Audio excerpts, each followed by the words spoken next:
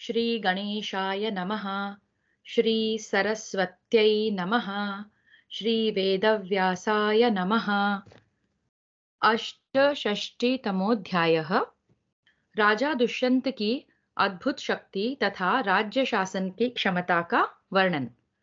जन्मेजय उवाच। जन्मेजय बोले, ब्रह्मन, मैंने आपके मुख से देवता, दानव, राक्षस, गंधर्व तथा अप्सराओं के अंशावतरण का वर्णन अच्छी तरह सुन लिया। विप्रवर, अब इन ब्रह्मर्षियों के समीप आपके द्वारा वर्णित कुरुवंश का वृतांत पुनः आदि से ही सुनना चाहता हूं। वैशंपायन उवाच। वैशंपायन जी ने कहा, भरत वंश शिरोमणे, पुरु वंश का विस्तार करने वाले एक राजा हो गए हैं जिनका नाम था दुष्यंत। वे महान पराक्रमी तथा चारों समुद्रों से घिरी हुई समूची पृथ्वी के पालक थे। राजा दुष्यंत पृथ्वी के चारों भागों का तथा समुद्र से आवृत संपूर्ण देशों का भी परिपूर्ण रूप से पालन करते थे। उन्होंने अनेक युद्धों में विजय पाई थी। रत्नाकर समुद्र तल रत्नाकर समुद्र तक फैले हुए चारों वर्ण के लोगों से भरे पूरे तथा म्लेच्छ देश की सीमा से मिले जुले संपूर्ण भूभागों का वे शत्रुमर्दन नरेश अकेले ही शासन तथा संरक्षण करते थे। उस राजा के शासन काल में कोई मनुष्य वर्ण संकर संतान उत्पन्न नहीं करता था। पृथ्वी बिना जोते बोए ही अनाज पैदा कर देती थी और सारी भूमि ही रत्नों की खान बनी हुई थी। इसलिए कोई भी खेती करने या रत्नों की खान का पता लगाने की चेष्टा नहीं करता था। पाप करने वाला तो उस राज्य में कोई था ही नहीं। नरश्रेष्ठ, सभी लोग धर्म में अनुराग रखते और उसी का सेवन करते। अतः धर्म अर्थ दोनों ही उन्हें स्वतः प्राप्त हो जाते थे। तात, राजा दुष्यंत जब इस देश के शासक थे, उस समय कहीं चोरों का भय नहीं था। भूख का भय तो नाम मात्र को भी नहीं था। इस देश पर दुष्यंत के शासन काल में रोग व्याधि का डर तो बिल्कुल ही नहीं रह गया था। सब वर्णों के लोग अपने अपने धर्म के पालन में रत रहते थे। देवाराधन आदि कर्मों को निष्काम भाव से ही करते थे। राजा दुष्यंत का आश्रय लेकर समस्त प्रजा निर्भय हो गई थी। मेघ समय पर पानी बरसाता और अनाज रसयुक्त होते थे। पृथ्वी सब प्रकार के रत्नों से संपन्न तथा पशुधन से परिपूर्ण थी। ब्राह्मण अपने वर्णाश्रमोचित कर्मों में तत्पर थे। उनमें झूठ एवं छल कपट आदि का अभाव था। राजा दुष्यंत स्वयं भी नवयुवक थे। उनका शरीर वज्र के सदृश दृढ़ था। वे अद्भुत एवं महान पराक्रम से संपन्न थे। वे अपने दोनों हाथों द्वारा उपवनों और काननों सहित मंदराचल को उठाकर ले जाने की शक्ति रखते थे। गदा युद्ध के प्रक्षेप, विक्षेप, परिक्षेप और अभिक्षेप, इन चारों प्रकारों में कुशल तथा संपूर्ण अस्त्र शस्त्रों की विद्या में अत्यंत निपुण थे। घोड़े और हाथी की पीठ पर बैठने की कला में वे अत्यंत प्रवीण थे। बल में भगवान विष्णु के समान और तेज में भगवान सूर्य के सदृश थे। वे समुद्र के समान अक्षोभ्य और पृथ्वी के समान सहनशील थे। महाराज दुष्यंत का सर्वत्र सम्मान था। उनके नगर तथा राष्ट्र के लोग सदा प्रसन्न रहते थे। वे अत्यंत धर्मयुक्त भावना से सदा प्रसन्न रहने वाली प्रजा का अनुशासन करते थे। हमने देखा कि राजा दुष्यंत जो है गदा युद्ध में अति निपुण थे। उसका थोड़ा सा विस्तार में वर्णन देखेंगे। प्रक्षेप का अर्थ होता है जो दूरवर्ती शत्रु पर गदा फेंकना, उसे प्रक्षेप कहते हैं। और विक्षेप यानी समीपवर्ती शत्रु पर गदा गदा की कोटि से प्रहार करना, उसे विक्षेप कहते हैं। परिक्षेप है जब शत्रु बहुत हों तो सब और गदा को घुमाते हुए शत्रुओं पर उसका प्रहार करना परिक्षेप है। और अभिक्षेप होता है गदा के अग्रभाग से मारना, अभिक्षेप कहलाता है। तो वो गदा चलाने में सभी तरह से पारंगत थे। और अ, इस प्रकार महाभारत आदि पर्व के अंतर्गत संभव पर्व में शकुंतलोपाख्यान विषयक 68वां अध्याय पूरा हुआ। हरि ओम। एकोनसप्ततितमोऽध्यायः। दुष्यंत का शिकार के लिए वन में जाना और विविध हिंसक वन जंतुओं का वध करना। जन्मेजय उवाच। जन्मेजय बोले, ब्रह्मन, मैं परम बुद्धिमान भरत की उत्पत्ति और चरित्र को तथा शकुंतला की उत्पत्ति के प्रसंग को भी यथार्थ रूप से सुनना चाहता हूँ। भगवान, वीरवर दुष्यंत ने शकुंतला को कैसे प्राप्त किया? मैं पुरुष सिंह दुष्यंत के उस चरित्र को विस्तार पूर्वक सुनना चाहता हूँ। तत्वज्ञ मुने, आप बुद्धिमानों में श्रेष्ठ हैं, अतः ये सब बातें बताइए। वैशंपायन उवाच। वैशंपायन जी ने कहा, एक समय की बात है, महाबाहु राजा दुष्यंत बहुत से सैनिक और सवारियों को साथ लिए सैकड़ों हाथी घोड़ों से घिरकर परम सुंदर चतुरंगिणी सेना के साथ एक गहन वन की ओर चले। जब राजा ने यात्रा की, उस समय खड्ग, शक्ति, गदा, मूसल, प्रास और तोमर हाथ में लिए सैकड़ों योद्धा उन्हें घेरे हुए थे। महाराज दुष्यंत के यात्रा करते समय योद्धाओं के सिंहनाद, शंख और नगाड़ों की आवाज, रथ के पहियों की घरघराहट, बड़े बड़े गजराजों की चिंगाड़, घोड़ों की हिनहिनाहट, नाना प्रकार के आयुध तथा भांति भांति के वेश धारण करने वाले योद्धाओं द्वारा की हुई गर्जना और ताल ठोकने की आवाजों से चारों ओर भारी कोलाहल मच गया था। महल के श्रेष्ठ शिखर पर बैठी हुई स्त्रियां उत्तम राजोचित शोभा से संपन्न शूरवीर दुष्यंत को देख रही थी। वे अपने यश को बढ़ाने वाले इंद्र के समान पराक्रमी और शत्रुओं का नाश करने वाले थे। शत्रु रूपी मत वाले हाथी को रोकने के लिए उनमें सिंह के समान शक्ति थी। वहां देखती हुई स्त्रियों ने उन्हें वज्रपाणी इंद्र के समान समझा और आपस में वे इस प्रकार बातें करने लगी। सखियों, देखो तो सही, ये ही वे पुरुष सिंह महाराज दुष्यंत हैं, जो संग्राम भूमि में वसुओं के समान पराक्रम दिखाते हैं, जिनके बाहुबल में पड़कर शत्रुओं का अस्तित्व मिट जाता है। ऐसी बातें करती हुई वे स्त्रियां बड़े प्रेम से महाराज दुष्यंत की स्तुति करती और उनके मस्तक पर फूलों की वर्षा करती थीं।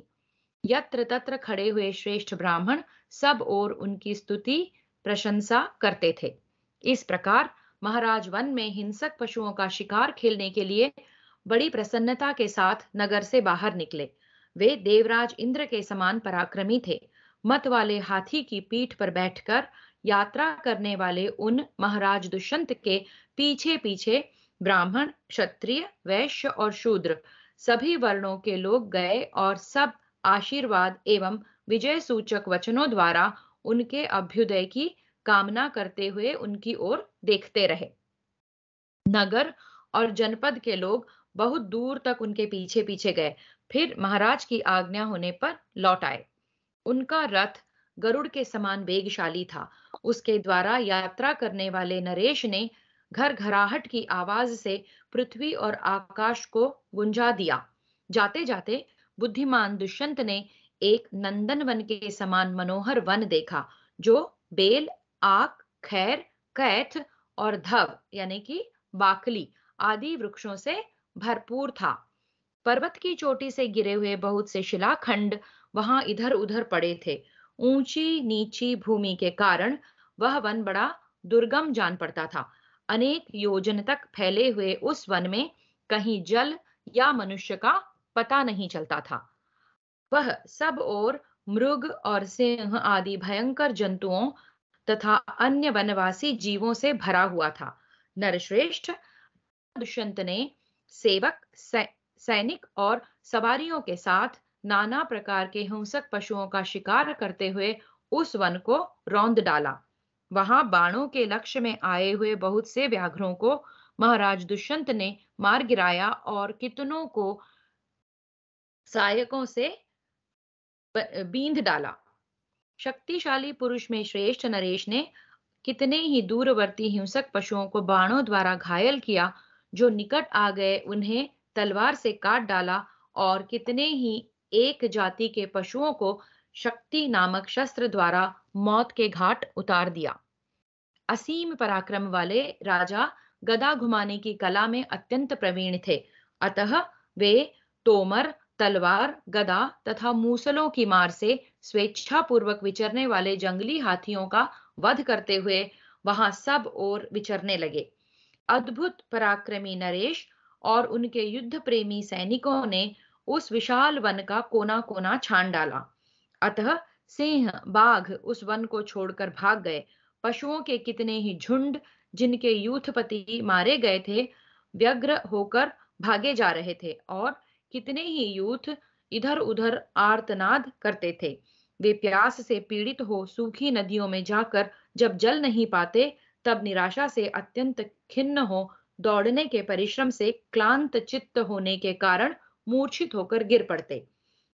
भूख, प्यास और थकावट से चूर चूर हो बहुत से पशु धरती पर गिर पड़े। वहां कितने ही व्याघ्र स्वभाव के नृशंस जंगली मनुष्य भूखे होने के कारण कुछ मृगों को कच्चे ही चबा गए। फिर से देखते हैं इसको। वहां कितने ही व्याघ्र स्वभाव के नृशंस यानी कि जंगली मनुष्य भूखे होने के कारण कुछ मृगों को कच्चे ही चबा गए।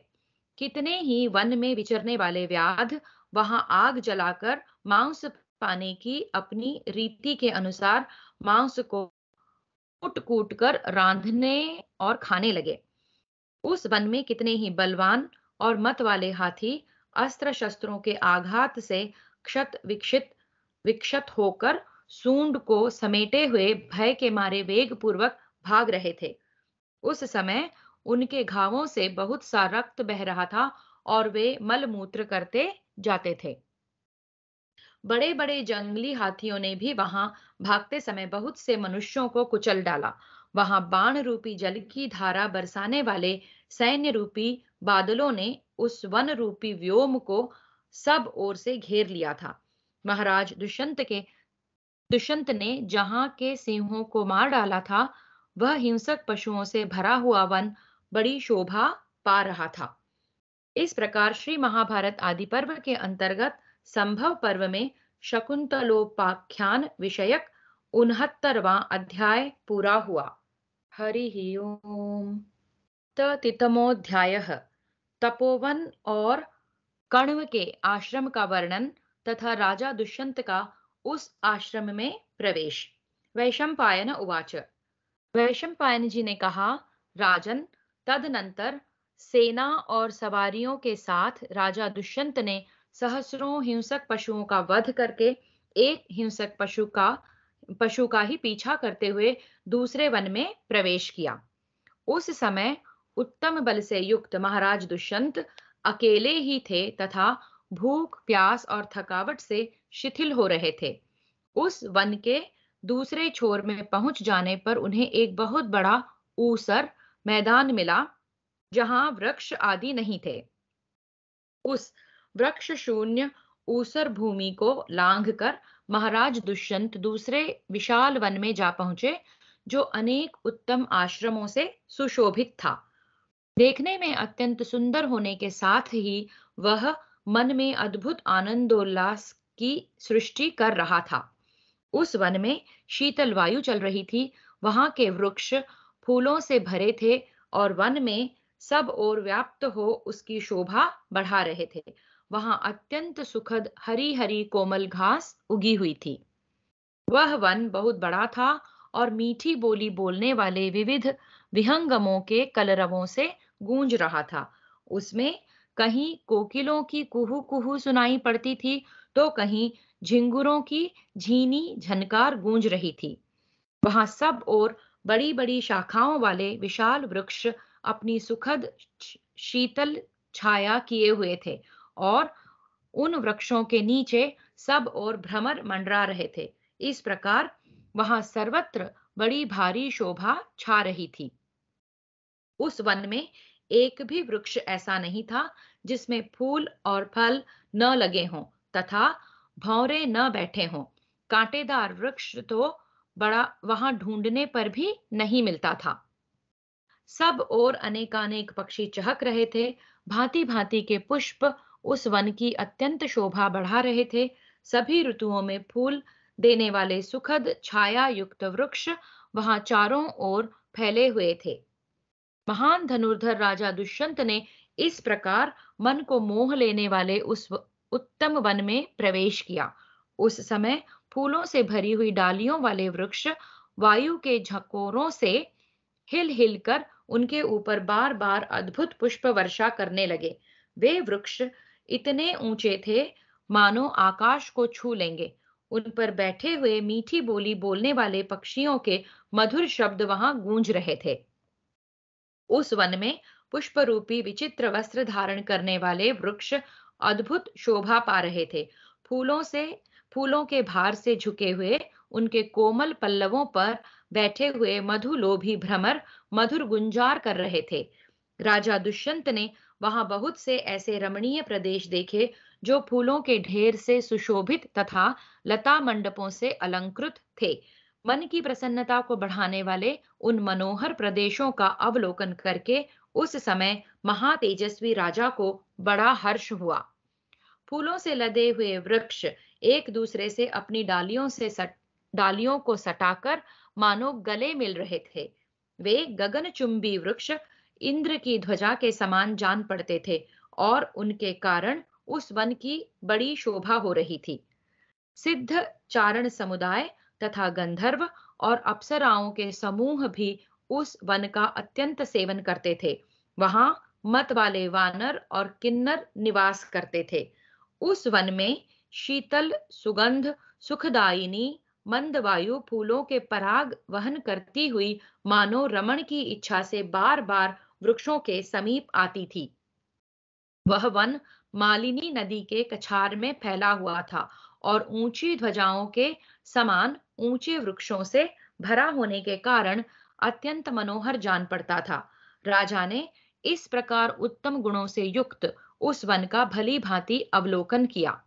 इस प्रकार राजा अभी वन की शोभा देख ही रहे थे कि उनकी दृष्टि एक उत्तम आश्रम पर पड़ी जो अत्यंत रमणीय और मनोरम था।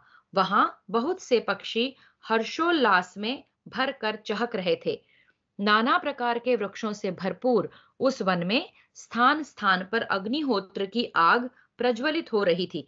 इस प्रकार उस अनुपम आश्रम का श्रीमान दुष्यंत नरेश ने मन ही मन बड़ा सम्मान किया।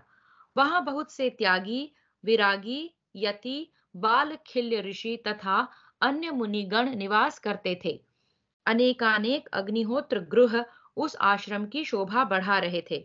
वहां इतने फूल झड़कर गिरे थे कि उनके बिछौने से बिछ गए थे। बड़े बड़े तून के वृक्षों से उस आश्रम की शोभा बहुत बढ़ गई थी। राजन, बीच में पुण्य सलिला मालिनी नदी बहती थी जिसका जल बड़ा ही सुखद एवं स्वादिष्ट था। उसके दोनों तटों पर वह आश्रम फैला हुआ था। मालिनी में अनेक प्रकार के जल पक्षी निवास करते थे तथा तटवर्ती तपोवन के कारण उसकी मनोहरता और बढ़ गई थी। वहां विषधर सर्प और हिंसक वन जंतु भी सौम्य भाव यानी कि हिंसा शून्य कोमल वृत्ति से रहते थे। यह सब देखकर राजा को बड़ी प्रसन्नता हुई। श्रीमान दुष्यंत नरेश अप्रतिरथ वीर थे। उस समय उनकी समानता करने वाले भूमंडल में दूसरा कोई रथी योद्धा नहीं था। वे उक्त आश्रम के समीप जा पहुंचे जो देवलोकों के लोक सा प्रतीत होता था। वह आश्रम सब ओर से अत्यंत मनोहर था। राजा ने आश्रम से सटकर बहने वाली पुण्य सलिला मालिनी नदी की ओर भी दृष्टिपात किया यानी कि देखा, जो वहां समस्त प्राणियों की जननी सी विराज रही थी। उसके तट पर चकवा चकई किलोल कर रहे थे। नदी के जल में बहुत से फूल इस प्रकार बह रहे थे मानो फेन हो। उसके तट प्रांत में किन्नरों के निवास स्थान थे। वानर और रीछ भी उस नदी का सेवन करते थे। अनेक सुंदर पुलिन मलिनी की शोभा बढ़ा रहे थे। वेद शास्त्रों के पवित्र स्वाध्याय की ध्वनि से उस सरिता का निकटवर्ती प्रदेश गूंज रहा था। मत वाले हाथी, सिंह और बड़े बड़े सर्प भी मालिनी के तट का आश्रय लेकर रहते थे। उसके तट पर ही कश्यप गोत्रीय महात्मा कण्व का वह उत्तम एवं रमणीय आश्रम था। वहां महर्षियों के समुदाय निवास करते थे। उस मनोहर आश्रम और आश्रम से सटी हुई नदी को देखकर राजा ने उस समय उसमें प्रवेश करने का विचार किया।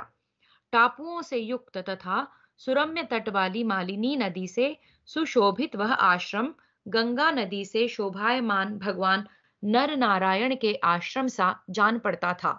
तदनंतर नरश्रेष्ठ दुष्यंत ने अत्यंत उत्तम गुणों से संपन्न कश्यप गोत्रीय महर्षि तपोधन कण्व का, जिनके तेज का वाणी द्वारा वर्णन नहीं किया जा सकता, दर्शन करने के लिए कुबेर के चैत्र रथ वन के समान मनोहर उस महान वन में प्रवेश किया, जहां मत वाले मयूर अपनी केका ध्वनि फैला रहे थे।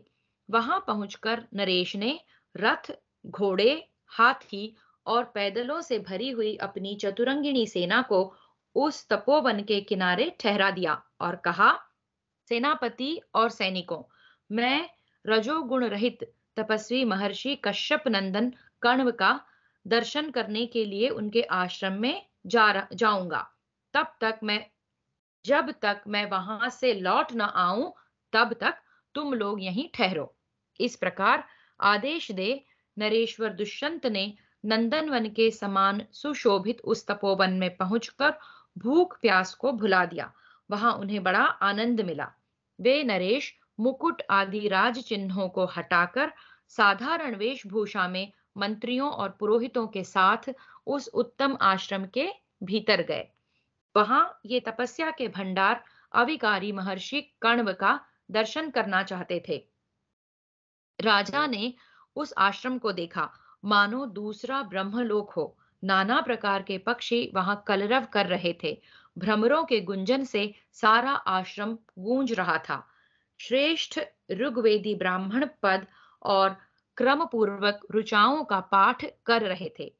नरश्रेष्ठ दुष्यंत ने अनेक प्रकार के यज्ञ संबंधी कर्मों में पढ़ी जाती हुई वैदिक ऋचाओं को सुना।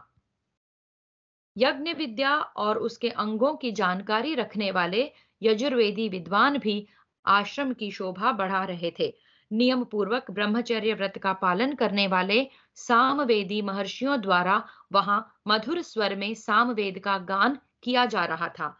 मन को संयम में रखकर नियम पूर्वक उत्तम व्रत का पालन करने वाले सामवेदी और अथर्ववेदी महर्षि भारुंड संज्ञक साम मंत्रों के गीत गाते और अथर्ववेद के मंत्रों का उच्चारण करते थे, जिससे उस आश्रम की बड़ी शोभा होती थी।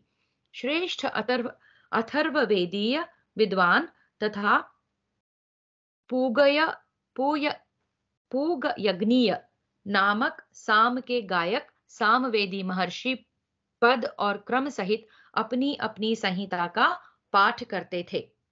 एक बार फिर, श्रेष्ठ अथर्ववेदीय विद्वान तथा पूगयज्ञीय नामक साम के गायक सामवेदी महर्षि पद और क्रम सहित अपनी अपनी संहिता का पाठ करते थे। दूसरे द्विज बालक शब्द संस्कार से संपन्न थे। वे स्थान, कारण और प्रयत्न का ध्यान रखते हुए संस्कृत वाक्यों का उच्चारण कर रहे थे।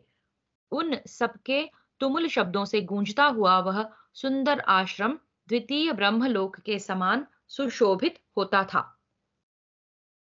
यज्ञ वेदी की रचना के ज्ञाता, क्रम और शिक्षा में कुशल, न्याय के तत्व और आत्मानुभाव से संपन्न, वेदों के पारंगत, परस्पर विरुद्ध प्रतीत होने वाले अनेक वाक्यों की एक वाक्यता करने में कुशल तथा विभिन्न शाखाओं की गुण विधियों का एक शाखा में उपसंहार करने की कला में निपुण उपासना आदि विषय कार्यों के ज्ञाता, मोक्ष धर्म में तत्पर, अपने सिद्धांत की स्थापना करके उसमें शंका उठाकर उसके परिहार पूर्वक उस सिद्धांत के समर्थन में परम प्रवीण, व्याकरण, छंद, निरुक्त, ज्योतिष तथा शिक्षा और कल्प, वेद के इन छहों अंगों के विद्वान, पदार्थ, शुभाशुभ कर्म, सत्व, रज, तम आदि गुणों को जानने वाले तथा कार्य यानी कि दृश्य वर्ग और कारण यानी कि मूल प्रकृति के ज्ञाता, पशु पक्षियों की बोली समझने वाले, व्यास ग्रंथ का आश्रय लेकर मंत्रों की व्याख्या करने वाले तथा विभिन्न शास्त्रों के प्रमुख विद्वान वहां रहकर जो शब्दोच्चारण कर रहे थे, उन सबको राजा दुष्यंत ने सुना। कुछ लोक रंजन करने वाले लोगों की बातें भी उस आश्रम में चारों ओर सुनाई पड़ती थीं। शत्रुवीरों का संहार करने वाले दुष्यंत ने स्थान स्थान पर नियम पूर्वक उत्तम एवं कठोर व्रत का पालन करने वाले श्रेष्ठ एवं बुद्धिमान ब्राह्मणों को जप और होम में लगे हुए देखा। वहां प्रयत्न पूर्वक तैयार किए हुए बहुत सुंदर एवं विचित्र आसन देखकर राजा को बड़ा आश्चर्य हुआ। द्विजों द्वारा की हुई देवालयों की पूजा पद्धति देखकर नृपश्रेष्ठ दुष्यंत ने ऐसा समझा कि मैं ब्रह्मलोक में आ पहुंचा हूं। वह श्रेष्ठ एवं शुभ आश्रम कश्यप नंदन महर्षि कण्व की तपस्या से सुरक्षित था, सुरक्षित तथा तपोवन के उत्तम गुणों से संयुक्त था। राजा उसे देखकर तृप्त नहीं होते थे।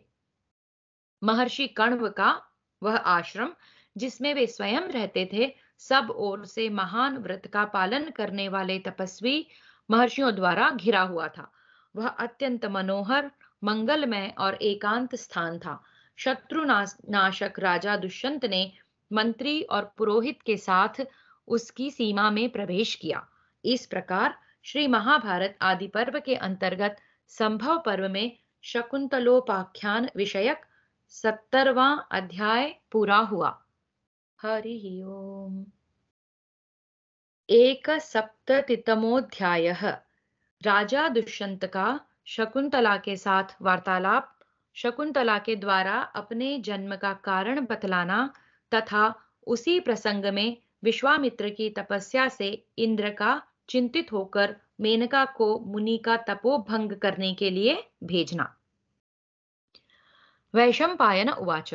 वैशंपायन जी कहते हैं, राजन, तदनंतर महाबाहु राजा दुष्यंत साथ आए हुए अपने उन मंत्रियों को भी बाहर छोड़कर अकेले ही उस आश्रम में गए, किंतु वहां कठोर व्रत का पालन करने वाले महर्षि नहीं दिखाई दिए।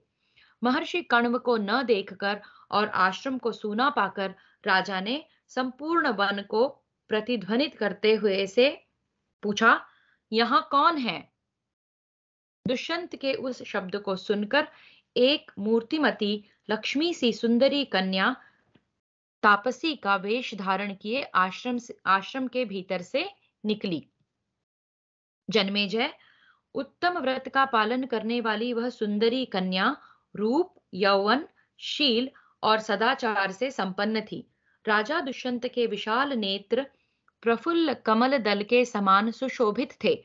उनकी छाती चौड़ी, शरीर की गठन सुंदर, कंधे सिंह के सदृश और भुजाएं लंबी थीं। वे समस्त शुभ लक्षणों से सम्मानित थे। श्याम नेत्रों वाली उस शुभ लक्षणा कन्या ने सामान्य फिर से श्याम नेत्रों वाली उस शुभ लक्षणा कन्या ने सम्मान्य राजा दुष्यंत को देखते ही मधुर वाणी में उनके प्रति सम्मान का भाव प्रदर्शित करते हुए शीघ्रता पूर्वक स्पष्ट शब्दों में कहा, अतिथि देव, आपका स्वागत है। महाराज फिर आसन, पाद्य और अर्घ्य अर्पण करके उनका समादर करने के पश्चात उसने राजा से पूछा, आपका शरीर निरोग है ना? घर पर कुशल तो है? उस समय विधि पूर्वक आदर सत्कार करके आरोग्य और कुशल पूछकर वह तपस्विनी कन्या मुस्कुराती हुई सी बोली, कहिए आपकी क्या सेवा की जाए? आपके आश्रम की और आपके आश्रम की ओर पधारने का क्या कारण है? आप यहाँ कौन सा कार्य सिद्ध करना चाहते हैं? आपका परिचय क्या है? आप कौन हैं? और आज यहाँ महर्षि के इस शुभ आश्रम पर किस उद्देश्य से आए हैं? उसके द्वारा विधिवत किए हुए आतिथ्य सत्कार को ग्रहण करके राजा ने उस सर्वांग सुंदरी एवं मधुर भाषिणी कन्या की ओर देखकर कहा। दुष्यंत उवाच। दुष्यंत बोले, कमल लोचने, मैं राजर्षि महात्मा इलिल का पुत्र हूँ और मेरा नाम दुष्यंत है। मैं यह सत्य कहता हूँ, भद्रे, मैं परम भाग्यशाली महर्षि कण्व की उपासना करने, उनके सत्संग का लाभ लेने के लिए आया हूँ। शोभने, बताओ तो भगवान कण्व कहाँ गए हैं? यहाँ इलिल का संबोधन है, देखते हैं इलिल क्या है।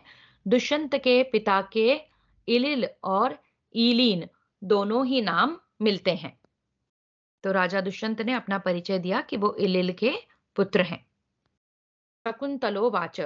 शकुंतला बोली, अभ्यागत, मेरे पूज्य पिताजी फल लेने के लिए आश्रम से बाहर गए हैं, अतः 2 घड़ी प्रतीक्षा कीजिए, लौटने पर उनसे मिलिएगा। वैशंपायन उवाच।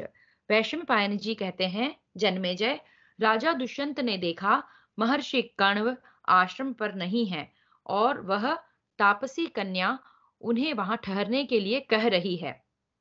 साथ ही उनकी दृष्टि इस बात की ओर भी गई कि यह कन्या सर्वांग सुंदरी, अपूर्व शोभा से संपन्न तथा मनोहर मुस्कान से सुशोभित है।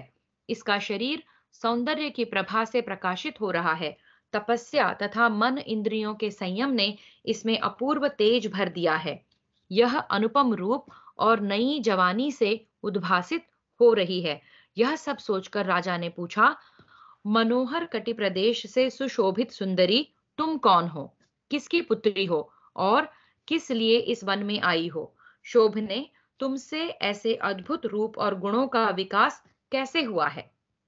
शुभे, तुमने दर्शन मात्र से मेरे मन को हर लिया है। कल्याणी, मैं तुम्हारा परिचय जानना चाहता हूँ, अतः मुझे सब कुछ ठीक ठीक बताओ। हाथी के सूंड के समान जांघों वाली मत वाली सुंदरी, मेरी बात सुनो। मैं राजर्षि पुरु के वंश में उत्पन्न राजा दुष्यंत हूँ। आज मैं अपनी पत्नी बनाने के लिए तुम्हारा वरण करता हूँ। क्षत्रिय कन्या के सिवा दूसरी किसी स्त्री की ओर मेरा मन कभी नहीं जाता। अन्यान्य ऋषि पुत्रियों, अपने से भिन्न वर्ण की कुमारियों तथा पराई स्त्रियों की ओर भी मेरे मन की गति नहीं होती। मधुर भाषिणी, तुम्हें यह ज्ञात होना चाहिए कि मैं अपने मन को पूर्णतः संयम में रखता हूँ। ऐसा होने पर भी तुम पर मेरा अनुराग हो गया है, अतः तुम क्षत्रिय कन्या ही हो। बताओ तुम कौन हो? भीरु, ब्राह्मण कन्या की ओर आकृष्ट होना मेरे मन को कदापि सह्य नहीं है। विशाल नेत्रों वाली सुंदरी, मैं तुम्हारा भक्त हूँ, तुम्हारी सेवा चाहता हूँ, तुम मुझे स्वीकार करो। विशाल लोचने, मेरा राज्य भोगो, मेरे प्रति अन्यथा विचार न करो, मुझे पराया न समझो। इस आश्रम में राजा के इस प्रकार पूछने पर वह कन्या हंसती हुई मिठास भरे वचनों में उनसे इस प्रकार बोली, महाराज दुष्यंत, मैं तपस्वी, धृतिमान, धर्मज्ञ तथा महात्मा भगवान कण्व की पुत्री मानी जाती हूँ। राजेंद्र, मैं परतंत्र हूँ। कश्यप नंदन महर्षि कण्व मेरे गुरु और पिता हैं। उन्हीं से आप अपने प्रयोजन की सिद्धि के लिए प्रार्थना करें। आपको अनुचित कार्य नहीं करना चाहिए। दुष्यंत उवाच। दुष्यंत बोले, महाभागे, विश्ववंद्य कण्व तो नैष्ठिक ब्रह्मचारी हैं। वे बड़े कठोर व्रत का पालन करते हैं। साक्षात धर्मराज भी अपने सदाचार से विचलित हो सकते हैं, परंतु महर्षि कण्व नहीं। ऐसी दशा में तुम जैसी सुंदरी देवी उनकी पुत्री कैसे हो सकती है? इस विषय में मुझे बड़ा भारी संदेह हो रहा है। मेरे इस संदेह का निवारण तुम ही कर सकती हो। शकुंतलो उवाच। शकुंतला ने कहा, राजन, ये सब बातें मुझे जिस प्रकार ज्ञात हुई है, मेरा यह जन्म आदि पूर्व काल में जिस प्रकार हुआ है और मैं जिस प्रकार कण्व मुनि की पुत्री हूँ, वह सब वृतांत ठीक ठीक बता रही हूँ, सुनिए। जिसका स्वरूप तो अन्य प्रकार का है, किंतु जो सत्पुरुषों के सामने उसका अन्य प्रकार से ही परिचय देता है, अर्थात जो पापात्मा होते हुए भी अपने को धर्मात्मा कहता है, वह मूर्ख, पाप से आवृत, चोर और आत्मवंचक है। पृथ्वीपते, एक दिन किसी ऋषि ने यहाँ आकर मेरे जन्म के संबंध में मुनि से पूछा, कश्यप नंदन, आप तो ऊर्ध्वरेता ब्रह्मचारी हैं, फिर यह शकुंतला कहाँ से आई? आपसे पुत्री का जन्म कैसे हुआ? यह मुझे अ, आपसे पुत्री का जन्म कैसे हुआ, यह मुझे सच सच बताइए। उस समय भगवान कण्व ने उससे जो बात बताई वही कहती हूँ, सुनिए। कण्व उवाच, कण्व बोले, पहले की बात है, महर्षि विश्वामित्र बड़ी भारी तपस्या कर रहे थे। उन्होंने देवताओं के स्वामी इंद्र को अपनी तपस्या से अत्यंत संताप में डाल दिया। इंद्र को यह भय हो गया कि तपस्या से अधिक शक्तिशाली होकर ये विश्वामित्र मुझे अपने स्थान से भ्रष्ट कर देंगे। अतः उन्होंने मेनका से इस प्रकार कहा, मेनके, अप्सराओं के जो दिव्य गुण हैं, वे तुम में सबसे अधिक हैं। कल्याणी, तुम मेरा भला करो और मैं तुमसे जो बात कहता हूँ सुनो। वे सूर्य के समान तेजस्वी महातपस्वी विश्वामित्र घोर तपस्या में संलग्न हो मेरे मन को कंपित कर रहे हैं। सुंदरी मेनके, उन्हें तपस्या से विचलित करने का यह महान भार मैं तुम्हारे ऊपर ही छोड़ता हूँ। विश्वामित्र का अंतःकरण शुद्ध है, उन्हें पराजित करना अत्यंत कठिन है और वे इस समय घोर तपस्या में लगे हैं। अतः ऐसा करो जिससे वे मुझे अपने स्थान से भ्रष्ट न कर सकें। तुम उनके पास जाकर उन्हें लुभाओ, उनकी तपस्या में विघ्न डाल दो और इस प्रकार मेरे विघ्न के निवारण का उत्तम साधन प्रस्तुत करो। वरारोहे, अपने रूप, जवानी, मधुर स्वभाव, हाव भाव, मंद मुस्कान और सरस वार्तालाप आदि के द्वारा मुनि को लुभाकर उन्हें तपस्या से निवृत्त कर दो। मेनको वाच, मेनका बोली, देवराज, भगवान विश्वामित्र बड़े भारी तेजस्वी और महान तपस्वी हैं। वे क्रोधित हैं। उनके इस स्वभाव को आप भी जानते हैं। जिन महात्मा के तेज, तप और क्रोध से आप भी उद्विग्न हो उठते हैं, उनसे मैं कैसे नहीं डरूंगी। विश्वामित्र ऋषि वे ही हैं जिन्होंने महाभाग महर्षि वशिष्ठ का उनके प्यारे पुत्रों से सदा के लिए वियोग करा दिया, जो पहले क्षत्रिय कुल में उत्पन्न होकर भी तपस्या के बल से ब्राह्मण बन गए, जिन्होंने अपने शौच स्नान की सुविधा के लिए अगाध जल से भरी हुई उस दुर्गम नदी का निर्माण किया, जिसे लोक में सब मनुष्य अत्यंत पुण्यमयी कौशिकी नदी के नाम से जानते हैं। विश्वामित्र महर्षि वे ही हैं जिनकी पत्नी का पूर्व काल में संकट के समय शाप वध व्याध बने हुए धर्मात्मा राजर्षि मतंग ने भरण पोषण किया था। फिर से देखते हैं इसको। विश्वामित्र महर्षि वे ही हैं जिनकी पत्नी का पूर्व काल में संकट के समय शापवश व्याध बने हुए धर्मात्मा राजर्षि मतंग ने भरण पोषण किया था। दुर्भिक्ष बीत जाने पर उन शक्तिशाली मुनि ने पुनः आश्रम पर आकर उस नदी का नाम पारा रख दिया था। सर्वेश्वर, उन्होंने मतंग मुनि के किए हुए उपकार से प्रसन्न होकर स्वयं पुरोहित बनकर उनका यज्ञ कराया, जिसमें उनके भय से आप भी सोमपान करने के लिए पधारे थे। उन्होंने ही कुपित होकर दूसरे लोक की सृष्टि की और नक्षत्र संपत्ति से रूठकर प्रतिश्रवण आदि नूतन नक्षत्रों का निर्माण किया था। ये वे ही महात्मा हैं जिन्होंने गुरु के शाप से हीन अवस्था में पड़े हुए राजा त्रिशंकु को भी शरण दी थी। उस समय यह सोचकर कि विश्वामित्र ब्रह्मर्षि वशिष्ठ के शाप को कैसे छुड़ा देंगे? देवताओं ने उनकी अवहेलना करके त्रिशंकु के यज्ञ की वह सारी सामग्री नष्ट कर दी, परंतु महातेजस्वी शक्तिशाली विश्वामित्र ने दूसरी यज्ञ सामग्रियों की सृष्टि कर ली तथा उन महातपस्वी ने त्रिशंकु को स्वर्गलोक में पहुंचा ही दिया। जिनके ऐसे ऐसे अद्भुत कर्म हैं, उन महात्मा से मैं बहुत डरती हूँ। प्रभु, जिससे वे कुपित हो मुझे भस्म न कर दें, ऐसे कार्य के लिए मुझे आज्ञा दीजिए। वे अपने तेज से संपूर्ण लोकों को भस्म कर सकते हैं, पैर के आघात से पृथ्वी को कंपा सकते हैं, विशाल मरुत पर्व को छोटा बना सकते हैं और संपूर्ण दिशाओं में तुरंत उलटफेर कर सकते हैं। ऐसे प्रज्वलित अग्नि के समान तेजस्वी, तपस्वी और जितेंद्रिय महात्मा का मुझ जैसी नारी कैसे स्पर्श कर सकती है? सूर्यश्रेष्ठ, अग्नि जिनका मुख है, सूर्य और चंद्रमा जिनकी आंखों के तारे हैं और काल जिनकी जिह्वा है, उन तेजस्वी महर्षि को मेरी जैसी स्त्री कैसे छू सकती है? यमराज, चंद्रमा, महर्षि गण, साध्य गण, विश्वदेव और संपूर्ण बालखिल्य ऋषि, ये भी जिनके प्रभाव से उद्विग्न रहते हैं, उन विश्वामित्र मुनि से मेरी जैसी स्त्री कैसे नहीं डरेगी?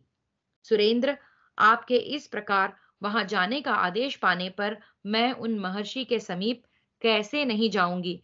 किंतु देवराज, पहले मेरी रक्षा का कोई उपाय सोचिए, जिससे सुरक्षित रहकर मैं आपके कार्य की सिद्धि के लिए चेष्टा कर सकूं। देव, मैं वहां जाकर सब क्रीड़ा में निमग्न हो जाऊं, उस समय वायुदेव आवश्यकता समझकर मेरा वस्त्र उड़ा दें और इस कार्य में आपके प्रसाद से कामदेव भी मेरे सहायक हों। जब मैं ऋषि को लुभाने लगूं, उस समय वन से सुगंध भरी वायु चलनी चाहिए। तथास्तु कहकर इंद्र ने जब इस प्रकार की व्यवस्था कर दी, तब मेनका विश्वामित्र मुनि के आश्रम पर गई। इस प्रकार श्री महाभारत आदि पर्व के अंतर्गत संभव पर्व में शकुंतलोपाख्यान विषयक 71वां अध्याय पूरा हुआ। हरि ओम। द्विसप्ततितमोऽध्यायः।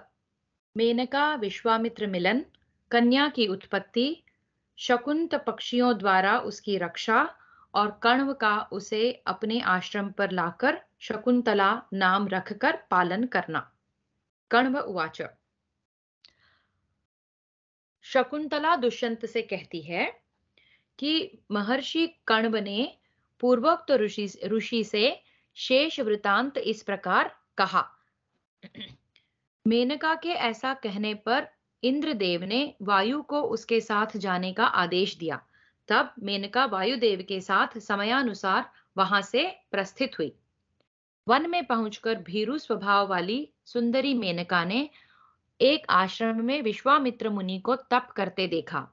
वे तपस्या द्वारा अपने समस्त पाप दग्ध कर चुके थे। उस समय महर्षि को प्रणाम करके वह अप्सरा उनके समीपवर्ती स्थान में ही भांति भांति की क्रीड़ाएं करने लगी। इतने में ही वायु ने मेनका का चंद्रमा के समान उज्जवल वस्त्र उसके शरीर से हटा दिया। यह देख सुंदरी मेनका लजाकर वायुदेव को कोसती हुई एवं मुस्कुराती हुई सी वह वस्त्र लेने की इच्छा से तुरंत ही उस स्थान की ओर दौड़ गई जहां वह गिरा था। अग्नि के समान तेजस्वी महर्षि विश्वामित्र के देखते देखते वहां यह घटना घटित हुई। वह अनिंद्य सुंदरी विषम परिस्थिति में पड़ गई थी और घबराकर वस्त्र लेने की इच्छा कर रही थी। उसका रूप सौंदर्य अवर्णनीय था, तरुणावस्था भी अद्भुत थी। उस सुंदरी अप्सरा को मुनिवर विश्वामित्र ने वहां नंगी देख लिया। उसके रूप और गुणों को देखते ही विप्रवर विश्वामित्र काम के अधीन हो गए। संपर्क में आने के कारण मेनका में उनका अनुराग हो गया। उन्होंने मेनका को अपने निकट आने का निमंत्रण दिया। अनिंद्य सुंदरी मेनका तो यह चाहती ही थी। उनसे संबंध स्थापित करने के लिए वह राजी हो गई। तदनंतर वे दोनों वहां सुदीर्घ काल तक इच्छानुसार विहार तथा रमण करते रहे। वह महान काल उन्हें एक दिन के समान प्रतीत हुआ। काम और क्रोध पर विजय न पा सकने वाले उन सदा क्षमाशील महर्षि ने दीर्घ काल से उपार्जित की हुई तपस्या को नष्ट कर दिया। तपस्या का क्षय होने से मुनि के मन पर मोह छा गया। तब मेनका काम तथा राग के वशीभूत हुए मुनि के पास गई। ब्रह्मन फिर मुनि ने मेनका के गर्भ से ब्रह्मन फिर मुनि ने मेनका के गर्भ से हिमालय के रमणीय शिखर पर मालिनी नदी के किनारे शकुंतला को जन्म दिया। मेनका का काम पूरा हो चुका था। वह उस नवजात गर्भ को मालिनी के तट पर छोड़कर तुरंत तुरंत इंद्रलोक को चली गई। सिंह और व्याघ्रों से भरे हुए निर्जन वन में उस शिशु को सोते देख शकुंतों यानी कि पक्षियों ने उसे सब ओर से पंखों द्वारा ढक लिया, जिससे कच्चे मांस खाने वाले गीध आदि जीव वन में इस कन्या की हिंसा न कर सके। द्विजा ऊचुहु, पक्षी बोले, सॉरी एक अ, जिससे कच्चे मांस खाने वाले गीध आदि जीव वन में इस कन्या की हिंसा न कर सकें। इस प्रकार वहां शकुंत ही मेनका कुमारी की रक्षा कर रहे थे। उसी समय आचमन करने के लिए जब मैं मालिनी तट पर गया तो देखा यह रमणीय निर्जन वन में पक्षियों से घिरी हुई सी सो रही थी। मुझे देखते ही वे सब मधुर भाषी पक्षी मेरे पैरों पर गिर गए और सुंदर वाणी में इस प्रकार कहने लगे। द्विजा ऊचुहु, पक्षी बोले, ब्रह्मन, यह विश्वामित्र की कन्या आपके यहाँ धरोहर के रूप में आई है। आप इसका पालन पोषण कीजिए। कौशिकी के तट पर गए हुए आपके सखा विश्वामित्र काम और क्रोध को नहीं जीत सके। आप दयालु हैं, इसलिए उनकी पुत्री का पालन कीजिए। इस प्रकार पक्षियों ने कहा। कण्व उवाच, कण्व मुनि कहते हैं, ब्रह्मन, मैं समस्त प्राणियों की बोली समझता हूँ और सब जीवों के प्रति दया भाव रखता हूँ। अतः उस निर्जन महावन में पक्षियों से घिरी हुई इस कन्या को वहां से लाकर मैंने इसे अपनी पुत्री के पद पर प्रतिष्ठित किया। जो गर्भाधान के द्वारा शरीर का निर्माण करता है, जो अभय दान देकर प्राणियों की रक्षा करता है और जिनका अन्न भोजन किया जाता है, धर्मशास्त्रों में क्रमशः ये तीनों पुरुष पिता कहे गए हैं। निर्जन वन में इसे शकुंतों ने घेर रखा था, इसलिए शकुंतान लाति रक्षकत्वेन गृह्णाति। फिर से, शकुंतान लाति रक्षकत्वेन गृह्णाति। इस व्युत्पत्ति के अनुसार इस कन्या का नाम मैंने शकुंतला रख दिया।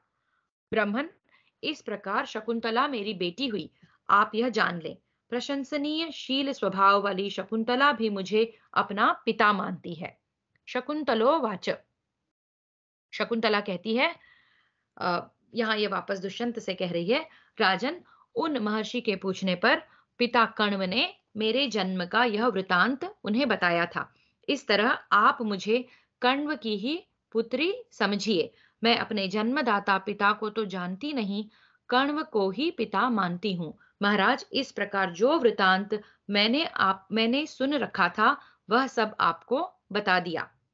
इस प्रकार श्री महाभारत आदि पर्व के अंतर्गत संभव पर्व में शकुंतलोपाख्यान विषयक 72वां अध्याय पूरा हुआ। हरि ओम। त्रिसप्ततितमोऽध्यायः, शकुंतला और दुष्यंत का गांधर्व विवाह और महर्षि कण्व के द्वारा उसका अनुमोदन। दुष्यंत उवाच, दुष्यंत बोले, कल्याणी, तुम जैसी बातें कह चुकी हो उनसे भली भांति स्पष्ट हो गया है कि तुम क्षत्रिय कन्या हो, क्योंकि विश्वामित्र मुनि जन्म से तो क्षत्रिय ही हैं। सुश्रोणी, मेरी पत्नी बन जाओ। बोलो, मैं तुम्हारी प्रसन्नता के लिए क्या करूं? सोने के हार, सुंदर वस्त्र, तपाए हुए स्वर्ण के 2 कुंडल, विभिन्न नगरों के बने हुए सुंदर और चमकीले मणि रत्न निर्मित आभूषण, स्वर्ण पदक और कोमल मृगचर्म आदि वस्तुएं तुम्हारे लिए मैं अभी लाए देता हूँ। शोभने, अधिक क्या कहूँ, मेरा सारा राज्य आज से तुम्हारा हो जाए, तुम मेरी महारानी बन जाओ।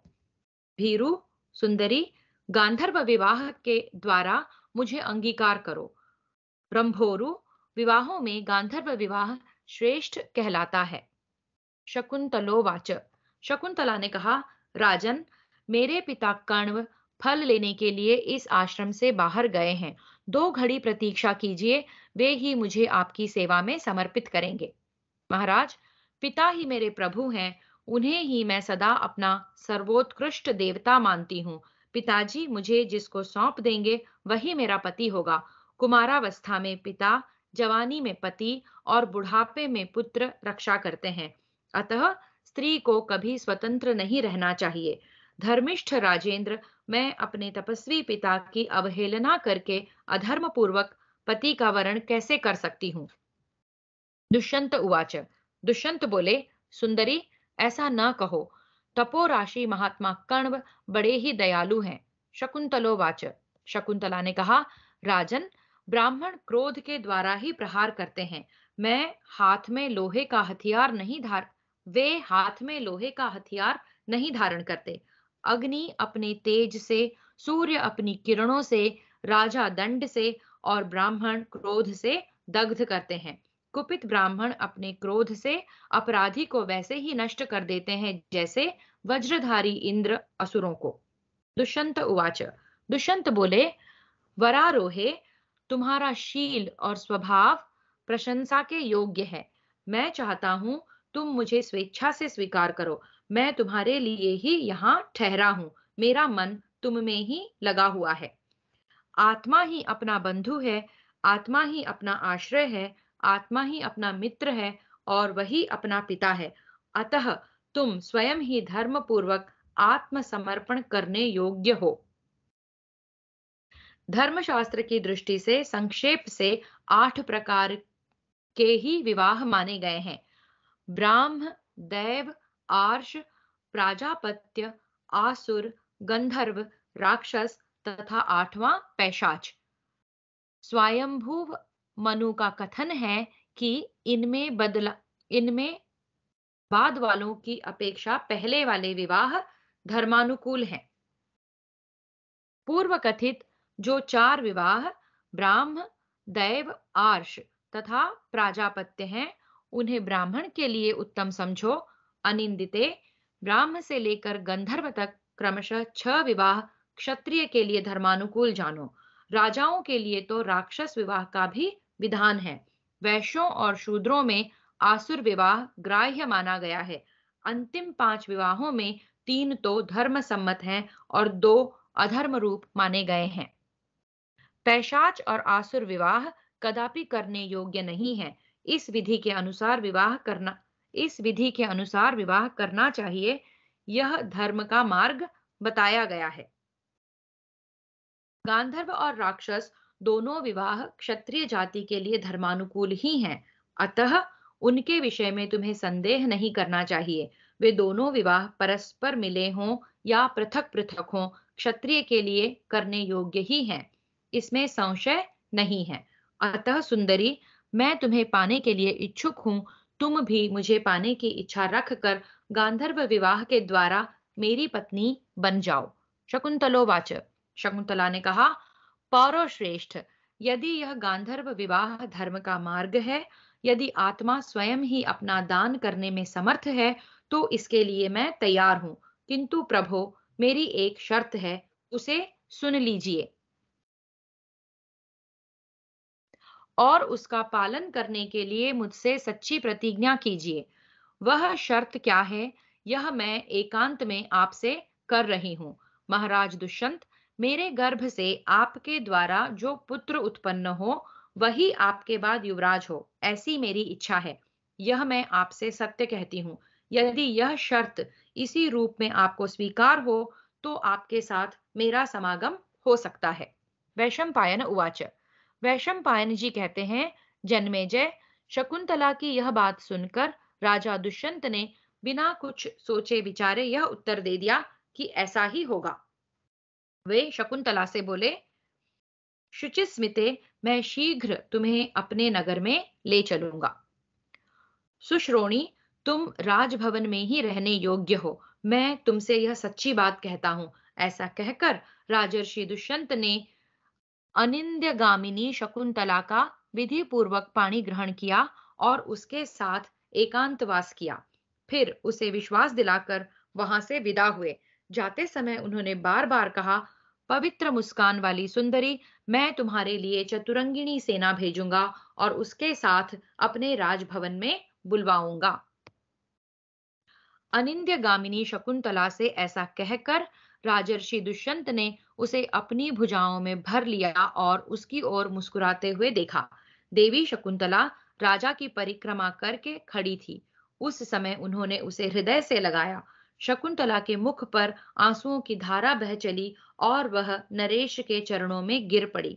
राजा ने देवी शकुंतला को फिर उठाकर बार बार कहा, राजकुमारी, चिंता न करो, मैं अपने पुण्य की शपथ खाकर कहता हूं, तुम्हें अवश्य बुला लूंगा। वैशंपायन उवाच। वैशंपायन जी कहते हैं, जन्मेजय, इस प्रकार शकुंतला से प्रतिज्ञा करके नरेश्वर राजा दुष्यंत आश्रम से चल दिए। उनके मन में महर्षि कण्व की ओर से बड़ी चिंता थी। तपस्वी भगवान कण्व यह सब सुनकर न जाने क्या कर बैठेंगे। इस तरह चिंता करते हुए ही राजा ने अपने नगर में प्रवेश किया। उनके गए दो ही घड़ी उनके गए दो ही घड़ी बीती थी कि महर्षि कण्व भी आश्रम पर आ गए, परंतु शकुंतला लज्जावश पहले के समान पिता के समीप नहीं गई। तत्पश्चात वह डरती हुई ब्रह्मर्षि के निकट धीरे धीरे गई। फिर उसने उनके लिए आसन लेकर बिछाया। शकुंतला इतनी लज्जित हो गई थी कि महर्षि से कोई बात तक न कर सकी।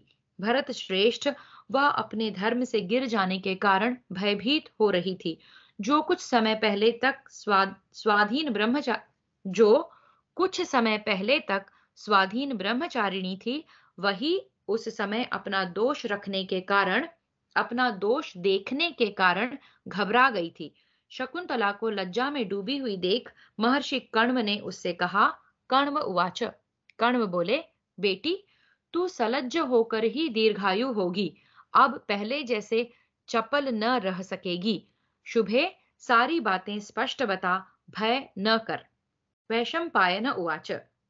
वैशंपायन जी कहते हैं, राजन, पवित्र मुस्कान वाली वह सुंदरी अत्यंत सदाचारिणी थी, तो भी अपने व्यवहार से लज्जा का अनुभव करती हुई महर्षि कण्व से बड़ी कठिनाई के साथ गदगद कंठ होकर बोली, शकुंतलो वाच। शकुंतला बोली, तात, इलक कुमार महाराज दुष्यंत इस वन में आए थे। दैव योग से इस आश्रम पर भी उनका आगमन हुआ और मैंने उन्हें अपना अपना पति स्वीकार कर लिया। पिताजी, आप उन पर प्रसन्न हो।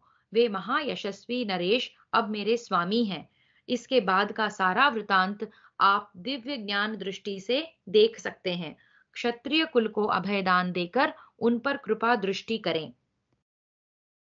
महातपस्वी भगवान कण्व दिव्य ज्ञान से संपन्न थे। वे दिव्य दृष्टि से देखकर शकुंतला की तात्कालिक अवस्था को जान गए, अतः प्रसन्न होकर बोले, भद्रे, आज तुमने मेरी अवहेलना करके जो एकांत में किसी पुरुष के साथ संबंध स्थापित किया है, वह तुम्हारे धर्म का नाशक नहीं है। क्षत्रिय के लिए गांधर्व विवाह श्रेष्ठ कहा गया है। स्त्री और पुरुष दोनों एक दूसरे को चाहते हों, उस दशा में उन दोनों का एकांत में जो मंत्रहीन संबंध स्थापित होता है, उसे गांधर्व विवाह कहा गया है। शकुंतले, महामना दुष्यंत धर्मात्मा और श्रेष्ठ पुरुष हैं। वे तुम्हें चाहते थे। तुमने योग्य पति के साथ संबंध स्थापित किया है, इसलिए लोक में तुम्हारे गर्भ से एक महाबली और महात्मा पुत्र उत्पन्न होगा, जो समुद्र से घिरी हुई इस समूची पृथ्वी का उपभोग करेगा। शत्रुओं पर आक्रमण करने वाले उस महामना चक्रवर्ती नरेश की सेना सदा अप्रतिहत होगी। उसकी गति को कोई रोक नहीं सकेगा। तदनंतर शकुंतला ने उनके लाए हुए फल के भार को लेकर यथास्थान रख दिया। फिर उनके दोनों पैर धोए तथा जब वे भोजन और विश्राम कर चुके, तब वह मुनि से इस प्रकार बोली, शकुंतलो वाच। शकुंतला ने कहा, भगवन, मैंने पुरुषों में श्रेष्ठ राजा दुष्यंत का पति रूप में वर्ण किया है, अतः मंत्रियों सहित उन नरेश पर आपको कृपा करनी चाहिए। कण्व उवाच। कण्व बोले, उत्तम वर्ण वाली पुत्री, मैं तुम्हारे भले के लिए राजा दुष्यंत पर भी प्रसन्न ही हूँ। शुचिस्मिते, अब तक तेरे बहुत से ऋतु व्यर्थ बीत गए हैं, इस बार यह सार्थक हुआ है। अनघे, तुम्हें पाप नहीं लगेगा। शुभे, तुम्हारी जो इच्छा हो वह वर मुझसे मांग लो। वैशंपायन उवाच। वैशंपायन जी कहते हैं, जन्मेजय, तब शकुंतला ने दुष्यंत के हित की इच्छा से यह वर मांगा कि पुरुवंशी नरेश सदा धर्म में स्थिर रहें और वे कभी राज्य से भ्रष्ट न हों। उस समय धर्मात्माओं में श्रेष्ठ कण्व ने उससे कहा, एवमस्तु, ऐसा ही हो। यह कहकर उन्होंने मूर्तिमती लक्ष्मी सी पुत्री शकुंतला का दोनों हाथों से स्पर्श किया और कहा, कण्व उवाच। कण्व बोले, बेटी, आज से तू महात्मा राजा दुष्यंत की महारानी है, अतः पतिव्रता स्त्रियों का जो बर्ताव तथा सदाचार है उसका निरंतर पालन करना। इस प्रकार श्री महाभारत आदि पर्व के अंतर्गत संभव पर्व में शकुंतलोपाख्यान विषयक 73वां अध्याय पूरा हुआ। इस अध्याय में कुछ टिप्पणियां हैं, वो देखते हैं। कन्या को वस्त्र और आभूषणों से अलंकृत करके सजातीय योग्य वर के हाथों में देना ब्राह्म विवाह कहलाता है। अपने घर पर देव यज्ञ करके यज्ञांत में ऋत्विजों को अपनी कन्या का दान करना दैव विवाह कहलाता है। वर से एक गाय और एक बैल शुल्क के रूप में लेकर कन्यादान करना आर्ष विवाह कहला बताया गया है। वर और कन्या दोनों के साथ रहकर धर्माचरण करें, दोनों साथ रहकर धर्माचरण करें, इस बुद्धि से कन्यादान करना प्राजापत्य विवाह माना गया है। वर से मूल्य के रूप में बहुत सा धन लेकर कन्या देना आसुर विवाह माना गया है। वर और वधू दोनों एक दूसरे को स्वेच्छा से स्वीकार कर लें, यह गांधर्व विवाह है, जो कि दुष्यंत और शकुंतला ने किया था।